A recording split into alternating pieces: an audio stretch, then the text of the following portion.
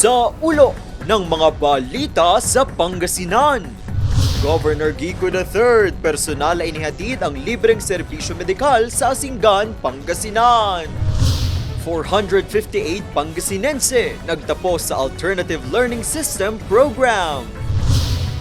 Ilang residente ng Calasiao, Pangasinan, inilikas dahil sa pagbaha.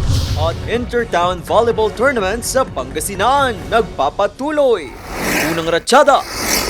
Bagamat masama ang panahon at tuloy-tuloy ang buhos ng ulan sa Pangasinan, personal pa ring binisita ni Governor Ramon Monmon V. Kiko III ang mga kababayan sa Asinggan, Pangasinan.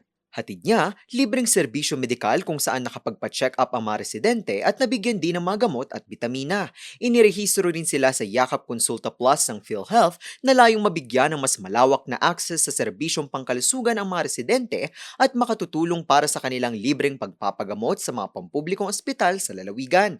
Patunay ito ng patuloy na pagsisikap ng gobernador na mailapit ang dekalidad at abot-kayang serbisyong pangkalusugan sa bawat sulok ng probinsya. Sa pamamagitan ng mga programang ito, patuloy na isinusulong ng pamahalaang palalawigan ang pangarap na malusog ng mga Pangasinense, mas malusog na Pangasinan.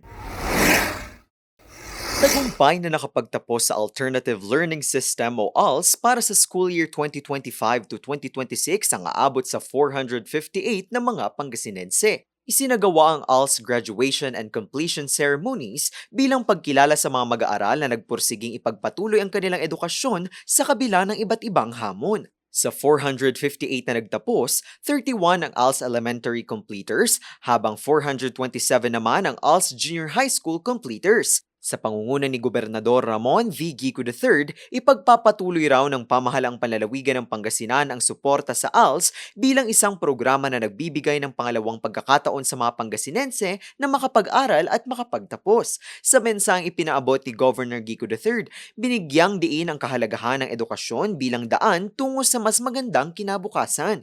Tiniyak din ng pamahalang panlalawigan ang patuloy na suporta sa mga programang nagbubukas ng pagkakataon para sa mga Pangasinense, anuman ang kanilang edad o mga hamong hinarap sa pag-aaral.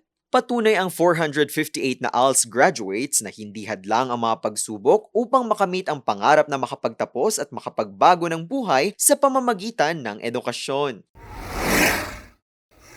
Ilang mga barangay sa bayan ng Calasiao sa Pangasinan ang nakararanas ngayon ng baha dulot ng tuloy-tuloy na pag-uulang dala ng mga nagdaang bagyo, habagat at LPA. Kaya't sa direktiba ni Governor Ramon Monmon V. Kiko III na siya ring chairman ng Provincial Disaster Risk Reduction and Management Council, agad nang rumisponde ang mga miyembro ng PDRRMO kasama ang 71st Infantry Battalion ng Philippine Army sa rescue operations sa Barangay Mancap, Calasiao para ilikas ang mga residente. Sa mga bangka nila isinakay ang ilang residente, lalo na ang mga bata, para agad na madala sa ligtas na lugar.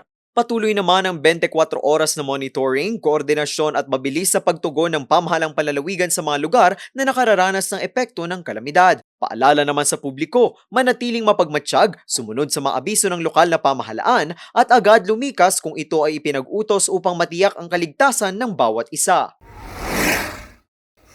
Tuwing weekend, patuloy ang pag-arangkada ng mga laro sa isinasagawang Governor's Cup Intertown Volleyball Tournament sa Pangasinan. Suportado ito ng mga kabataang Pangasinense, lalo't ang pinakalayo nito ay ang mas maisulong ang sport sa mga kabataan para na rin mailayo sila sa anumang masamang gawain gaya ng pagbibisyo.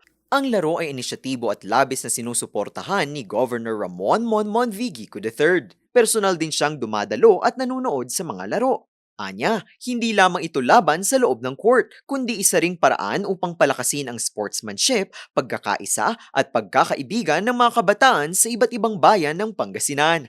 Bukod sa karangalan at pagkakataong maipakita ang kanilang galing sa volleyball, malaki rin ang nakalaang premyo para sa magwawagi. Ang kampyon sa naturang kompetisyon ay mag-uuwi ng 1 milyong piso. May pagkakataon din ang mga natatanging manlalaro na maging kinatawan ng Pangasinan sa mga pambansang kompetisyon.